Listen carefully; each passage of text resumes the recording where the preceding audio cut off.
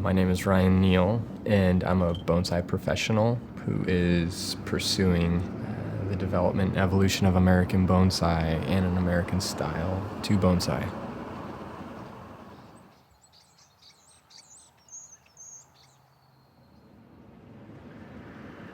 Starting to pursue bonsai and become passionate about it when you have a limited knowledge and limited resources. I mean, I lived out in the middle of the mountains. There were no clubs. There's very few books at that point in time on bonsai. The internet was still pretty functionless. Trying to pursue bonsai with limited resources is like trying to run a race on like a broken leg. I wanted that knowledge. I wanted to become better, and there was no way to gain that knowledge until I found Harold Sasaki, my first instructor. For the spruce on the deadwood. Harold took me under his wing and started teaching me how to collect. Shift it this way a little bit. 1, 2, 3. Hand down and let it lean back. I would go out into the mountains, take pictures. I would come back, I would show him. He would tell me how he would extract them. And my dad and I started going and just collecting trees as much as we possibly could.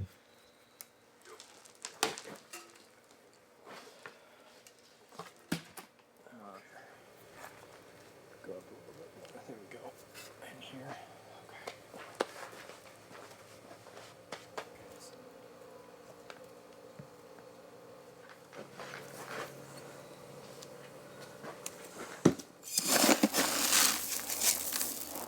When I was 17, a family friend handed me an issue of Bonsai Today, which was an older American publication. And inside of it was an article of Mr. Kimura transforming this fantastic collected juniper. And he did such significant things to the tree to move the branches and sculpt the deadwood. And he took it from this wild, raw thing to this living piece of art that had a personality. And that's the only thing I can kind of quantify it as, is he gave it a voice. It literally had a personality. It was identifiable when you looked at it. That was the moment when I knew I wanted to study with him. That's where I'm going. That's what I'm going to do. That was it.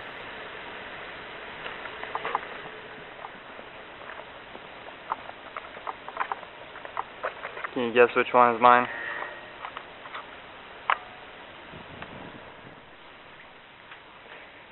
Alright.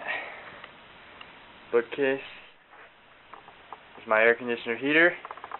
Desk full of rocks.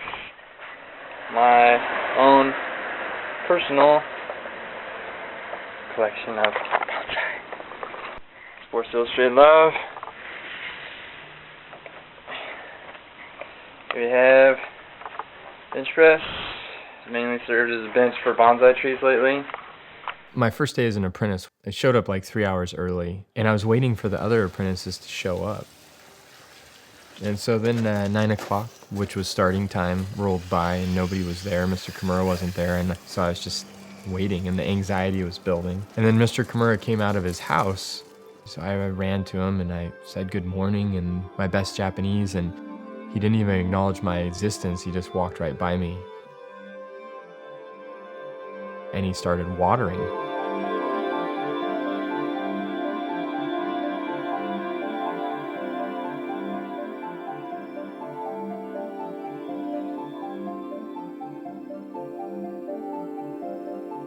I basically watched him water for about 3 hours, made sure the hose didn't kink, and he wouldn't talk to me the entire time.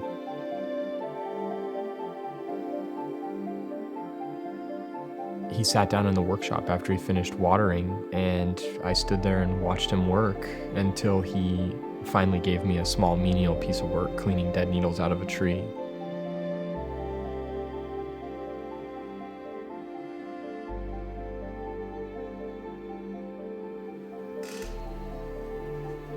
Yeah, my first day, all the apprentices came back that afternoon. They'd been away on a work trip delivering trees, and it was like chaos boomed in the garden. I mean, people were running everywhere. And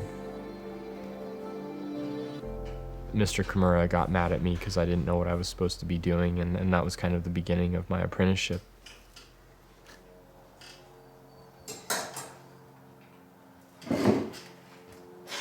That bout of anger, the end of my first day, that was consistent for the next 4 years of my life.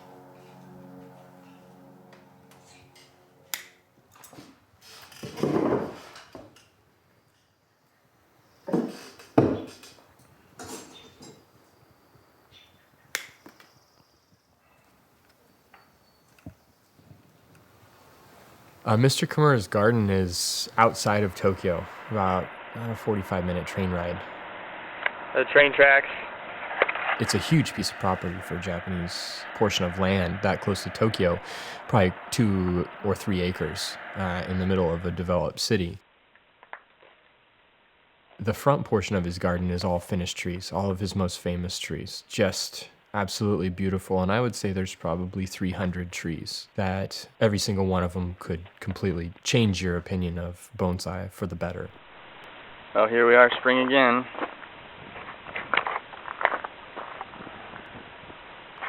All the same stuff to look at. Alright, man.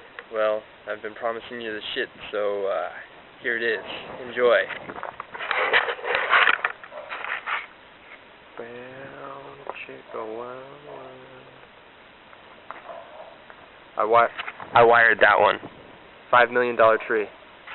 And then his home and his private garden and pond are right in the middle of the property. And then the back of the property is gated and you can't get back there. And back there is where there's probably anywhere between 900 and 1,000 trees being developed. That's where I got this house. And that was where the bulk of our work actually took place as apprentices. That's a cage full of cats.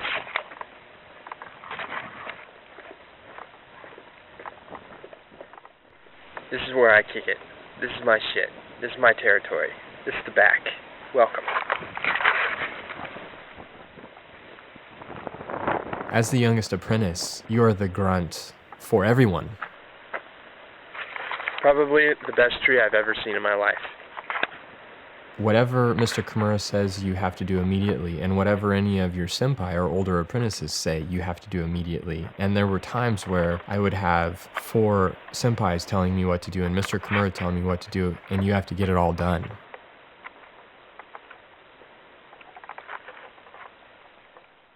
This is looking out from the greenhouse at what I get to deal with every day. It's a very stressful position to sit in, particularly in a garden the size of Mr. Kimura's, with the level of productivity and the rapidity of work that's occurring. Alright, I'm going to show you the workshop now, but there's people in there, so it's going to be top secret right here.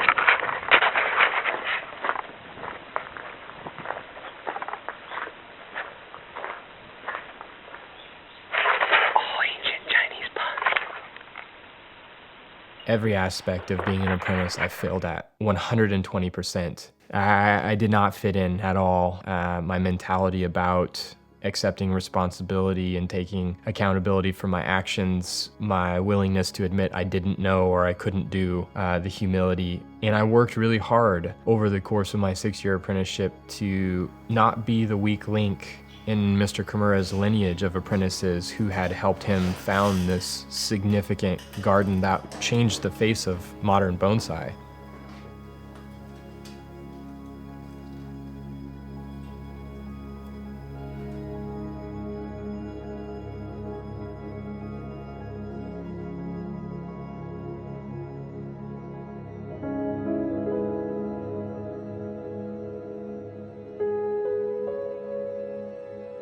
Washing rags was the very first thing that Mr. Kimura taught me to do as an apprentice, and the sink at which we washed rags every day was a place that I would go and reflect on the mistakes I had made, what I was trying to accomplish, and continually remind myself why I was there. It was also the place where I realized what Mirai meant and where Mirai kind of became an ingrained part of my apprenticeship and the future of my life. It was a piece of electrical conduit, and the company that manufactured it was named Mirai, and it ran right in front of that sink. And so I looked at the word Mirai every day as I thought about my future. And once I realized what it meant, I realized I'd been washing rags sort of as a vehicle to get me where I wanted to go and persevere through this intense apprenticeship to be able to pursue bonsai professionally at some point in my life.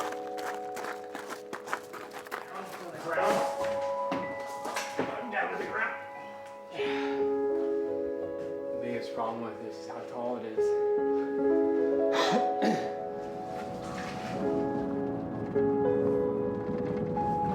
I was struggling in the fourth year of my apprenticeship, feeling like I wasn't able to meet or keep up with the demands of Mr. Kimura. And I started thinking, what am I going to do for a living with bonsai? And I sat down and asked myself, why did I come? Why did I come to Japan? I came to Japan to learn the things I couldn't learn in the United States. And I realized nowhere in the United States could I go and see bonsai being practiced professionally in the same manner that it's practiced professionally in Japan. And so I put together a plan where I saw this garden created where people could come and see bonsai practiced professionally at its highest level. No less than Japan, but in a manner different than Japan, a manner more true to an American form and style. And I saw a school that would educate people on the techniques that I'd worked so hard to find, but couldn't find prior to going to Japan. And I saw that garden calling for potters and stand makers to be supplying us with a new level, a higher grade of craftsmanship and goods that we could use to elevate the aesthetic quality and level of bonsai in the United States. And really create that benchmark and drive this culture and economy in the United States forward.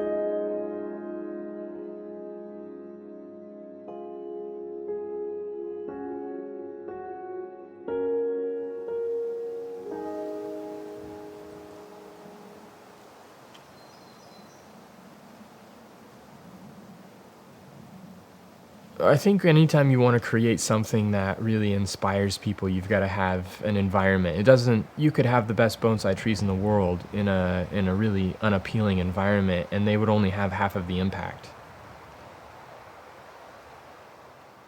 I was back in Oregon on a trip home to see friends.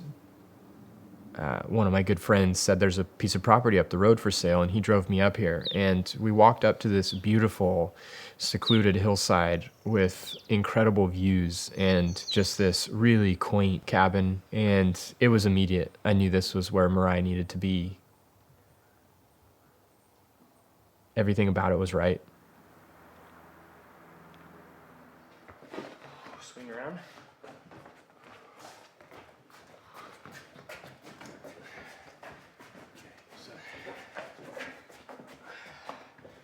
Okay, hang on, I'm gonna swing this way. Alright, go ahead and go up this way. I'll just back her.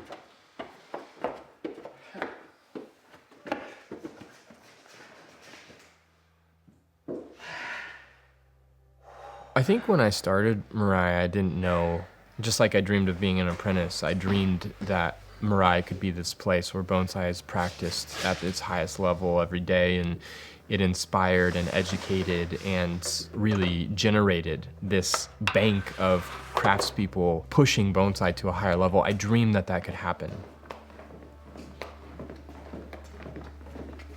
5 years into Mirai, I have no doubt that it's happening, and it's happening faster and at a level that is far beyond what I had originally thought possible.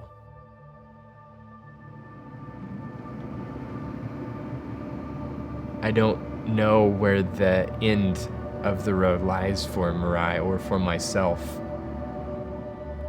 I do, however, identify that at any stage in your life, you have an amount of experience, maturity, and creative power to generate something that is very specific to you at that one portion of your life. If you don't seize the opportunity to use that chance, that one moment in your life where all of those things line up to create something truly special, you lose it. And you never have it again.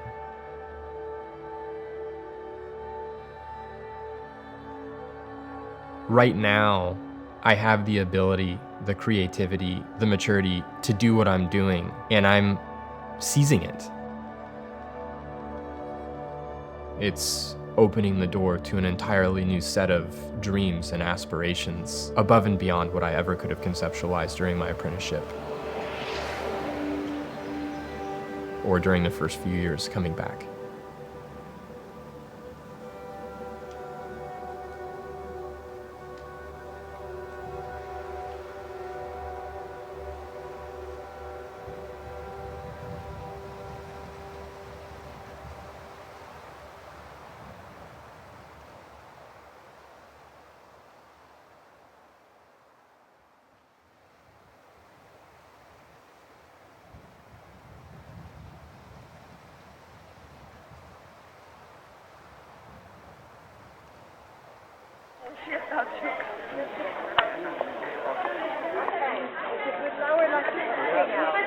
Look at the door. My God, right there. Give him some good luck. Gonna need it.